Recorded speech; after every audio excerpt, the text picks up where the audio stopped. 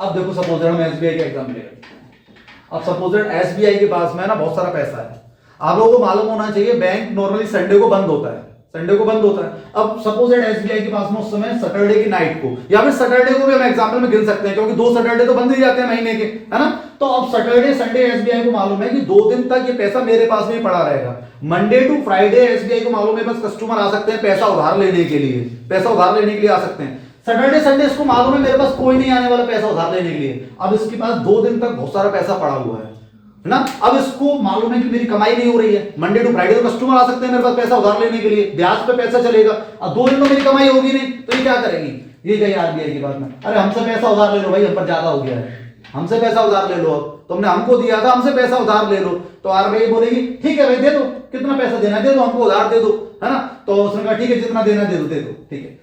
अब एसबीआई बोलेगी अरे जब हम तुमसे पैसा लेकर आए थे तो तुमने तो हमें ब्याज दर पर उधार दिया था, रेपो रेट लगाई थी, तुम भी हमें क्या करो, ब्याज दे दो। यानी एसबीआई आरबीआई से क्या करेगी, वो कहेगी ब्याज दे दो।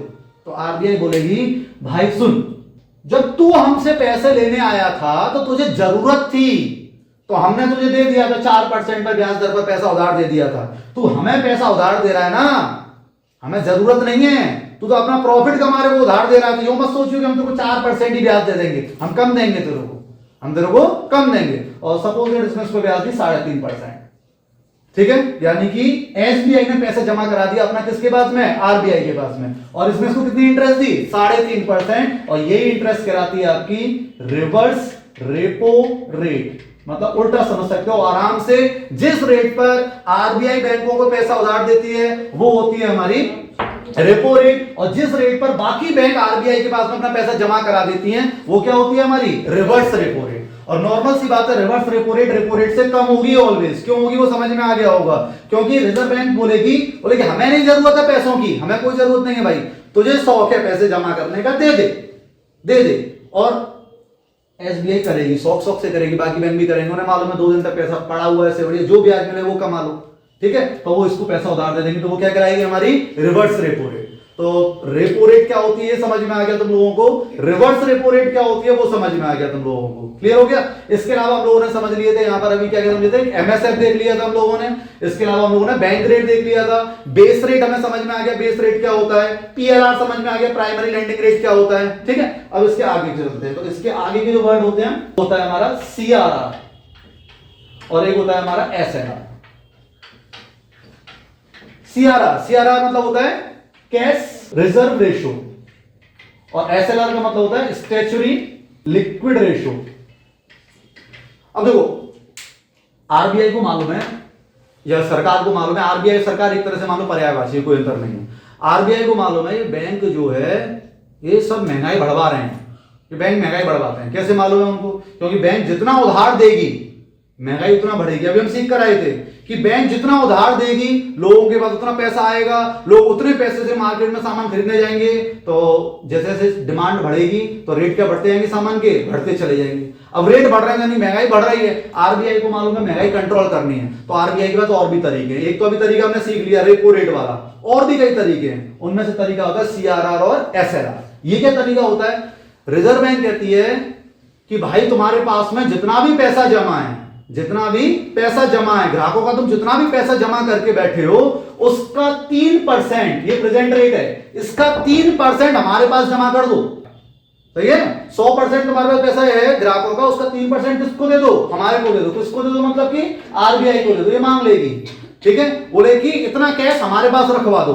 क्यों रखवा रही है, बोले कि इसके पास बहुत सारा पैसा है, यानी इस बहुत सारे पैसे को ये क्या कर सकते हैं, ये ग्राहकों को उधार दे सकता है। उधार देगा तो क्या होगा, लोगों में पैसा आएगा, लोगों में पैसा आएगा तो क्या होगा, महंगाई बढ़ेगी, इसको महंगाई रोकनी है, तो ये क्या करेगी, कुछ पैसा अपने पास रखवा लेगी। कितना पैसा, प्रेजेंट में रेट चलेगी 3%, ये बदलता रहता है, 3% पैसा ही अपने पास रखवा लेती है, ठीक है। फिर भी क्या हुआ, फिर भी अगर सोचो तो अभी भी बाकी बैंक, स्टेट बैंक जैसी बैंकों के 97% पैसा तो अभी भी उनके पास में है, अभी भी वो पैसा बांट सकती है। तो फिर बैंक बोली, आरबीआई फिर बोली, आरबीआई को भी चैन नहीं पड़ा, आरबीआई फिर बोले भाई एक काम और कर, एसएलआर आ गया 18.5% प्रेजेंट रेट है, 18.5% पैसा तुझे अपने पास हर कंडीशन में रखना है ग्राहकों का। मतलब जितना भी पैसा ग्राहकों का तेरे पास में डिपॉजिट होकर आया उसका 3% तो तेरे को हमें दे देना है, वो हम रखेंगे, और 18.5% पैसा हमें रखना है। कभी कभी तुमने सुना होगा, जैसे बैंक में तुम बड़ी अमाउंट निकालने गए, बैंक वाले बोल देते हैं कि अभी नहीं है भाई, हम व्यवस्था कर रहे हैं, आज हम पर पैसा नहीं है, कोई बहाना बना देते हैं इधर उधर। वो बहाना क्यों बना देते हैं? क्योंकि वो उस पैसे को, तुम्हारा जमा पैसे को क्या कर चुके हैं, ब्याज पर उठा चुके हैं। अभी उनके पास में पैसा नहीं है, वो व्यवस्था करेंगे, कभी आरबीआई से मांगेंगे, कुछ भी करेंगे, व्यवस्था बनाएंगे। तो रिजर्व बैंक ने वो कंट्रोल जमाने के लिए कि ये केवल कमाई नहीं करते रहे, ग्राहकों का पैसा समय पर भी वापस हो, उन पर नियंत्रण लगाने के लिए रेट बना दिया SLR।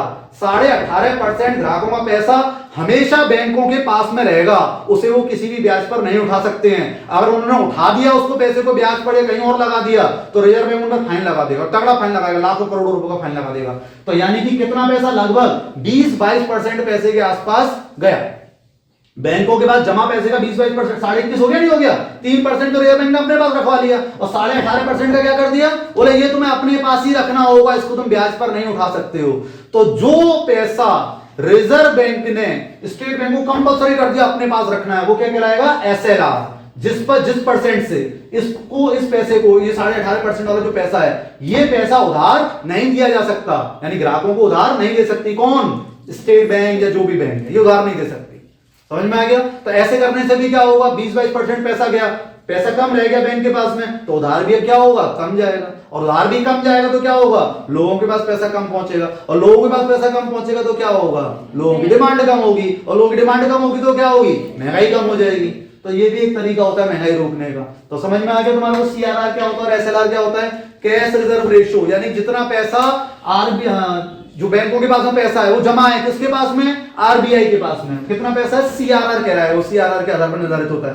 SLR जो पैसा बैंकों ने अपने पास में रख रखा है, जिसको वो ग्राहकों को उधार नहीं दे सकता, वो क्या कहलाएगा, SLR कहलाएगा। क्लियर हो गया हमारे को CRR SLR क्या होता है?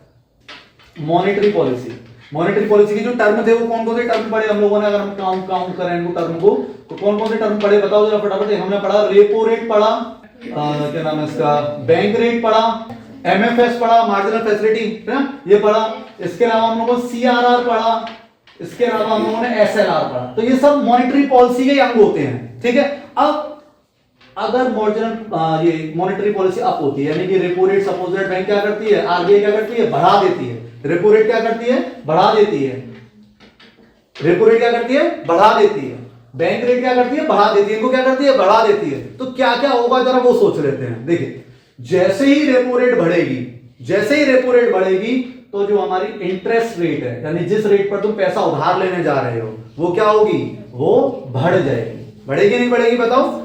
आरबीआई महंगा उधार देगी तो ये भी तो तुमको महंगा उधार देंगे, तो रेपो इंटरेस्ट रेट क्या होगी, बढ़ जाएगी। और जैसे ही इंटरेस्ट रेट बढ़ेगी तो जो तुम लोन लेने जाते हो बैंक से, जो लोन लेने जाते हो बैंक से, वो क्या होगा, वो लेना कम हो जाएगा। यानी उधार लेना क्या हो जाएगा, कम हो जाएगा। उधार लेना कम हो जाएगा तो क्या होगा, लोगों की जेब में पैसा कम आएगा। लोगों की जेब में पैसा कम आएगा तो क्या होगा, लोगों की डिमांड कम हो जाएगी। और लोगों की डिमांड कम हो जाएगी तो क्या होगा, चीजों की कीमत घट जाएगी। और चीजों की कीमत घट जाएगी तो क्या होगा, जो महंगाई है वो भी घट जाएगी। आगे समझ में आओ? पूरा एक बार मतलब समझ सकते हो यहां से अब तुम कि अगर मॉनेटरी पॉलिसी के जितने भी पोर्शन है, अगर बैंक ने क्या कर देती है, बढ़ा देती है, रिजर्व बैंक ने क्या कर देती है, बढ़ा देती है, तो क्या होगा, इंटरेस्ट बढ़ जाएगी। यानी कि जो ग्राहकों को जो पैसा उधार मिलेगा बैंकों से, वो ऊंची दर पर मिलेगा, तो ग्राहक कम लोन लेंगे, उनके पास में कम पैसा आएगा, उनकी डिमांड कम होगी, चीजों की कीमत घटेगी और महंगाई घट जाएगी। अब इसका उल्टा सोच लो, मॉनेटरी पॉलिसी घटा दी, यानी कि रेपो रेट क्या कर दी, घटा दी। तो रेपो रेट घटाने से क्या होगा, बैंकों को सस्ता कर्जा मिल रहा है। बैंकों को सस्ता कर्जा मिल रहा है, दैट मींस क्या हो गया, बैंकों को सस्ता कर्जा मिल रहा है, दैट मींस क्या हो गया कि इंटरेस्ट रेट क्या हो गई, डाउन हो गई, क्योंकि वो सस्ते पर पैसा उधार देंगे और इंटरेस्ट रेट डाउन होगा। यानी कि अब चेक उधार बांटेगी बैंक चेक उधार बांटेगी, तो तुम लोग भी चेक उधार लाओगे, तुम्हारी जेब में चेक का पैसा आएगा। और जब तुम्हारी जेब में चेक का पैसा आएगा, तुम भी मार्केट में पहुंचोगे सेठ जी बनकर, तुम्हारी डिमांड बढ़ जाएगी। और तुम्हारी डिमांड बढ़ गई तो क्या होगी, दुकानदार बोलेगा बेटा डिमांड खूब आ रही है, सामान के पैसा क्या करो, बढ़ा दो। और जैसे सामान के पैसे बढ़ जाएंगे तो क्या होगा, महंगाई बढ़ जाएगी। बोलो समझ में आ गया? तो ये सारे केस आपस में कनेक्टेड हैं। बोलो समझ में आया नहीं आया यहां तक? बोलो। अच्छा, बैंकों के अलावा एक और ऑप्शन होता है। बहुत से लोग ऐसे होंगे बोले हम तो बैंक से उधार ही नहीं लेते हैं, हम तो बैंक से उधार ही नहीं लेते हैं। यहाँ पर हमने जो भी बात करी वो क्या थी, बैंक से पैसा उधार दे रहे हैं। एक होता है ओपन मार्केट, सुने हो, ओपन मार्केट। ये क्या होता है ओपन मार्केट, खुला बाजार। तो खुले बाजार में बहुत सारी नीति करवा देती है। जैसे तुमने सुना होगा एक LIC होती है ना? हाँ, LIC होती है, म्यूचुअल फंड होता है ना? ये बैंक से तो कनेक्टेड नहीं है, लेकिन ये सब RBI, सब इनके ऊपर कंट्रोल RBI करेगा, सब ने RBI ने कंट्रोल रख रखा है। ठीक है, बहुत से लोगों ने बोला ठीक है हमें बैंक से मतलब नहीं है, हम बैंक से लेन देन नहीं करते। ठीक है, महंगाई बढ़ रही है, महंगाई क्या हो रही है? बढ़ रही है। महंगाई क्यों बढ़ रही है सोच के अभी हमने बताया था तुमको बाद में, महंगाई क्यों बढ़ रही होगी? लोगों के पास बहुत सारा पैसा है, तो रिजर्व बैंक ने LIC बोला भाई LIC तो एक काम कर, LIC कंपनी बोला भाई तो एक काम कर, लालच दो लोगों को, लोगों के पास से पैसे निकलवाओ। LIC ने लालच दिया, पैसे जमा करो 1 लाख रुपए, 10 साल बाद डबल ले जाओ।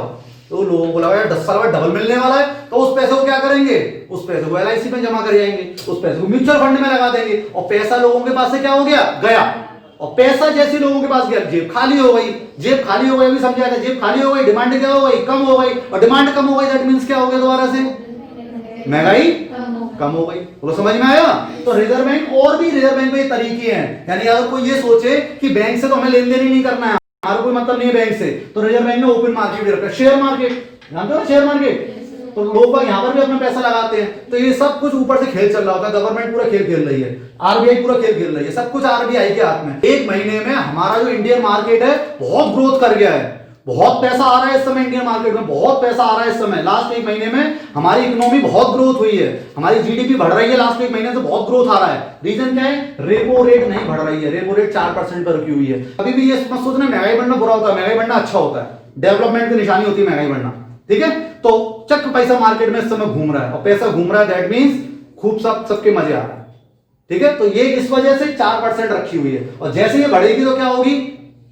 समझ में आएगा? इतना सब समझ चुके हो। तो ओपन मार्केट के थ्रू भी, मैंने बताया आप लोगों को, ओपन मार्केट के थ्रू भी RBI महंगाई कंट्रोल कर सकती है, उसके एग्जाम्पल भी आपके सामने रखे हैं।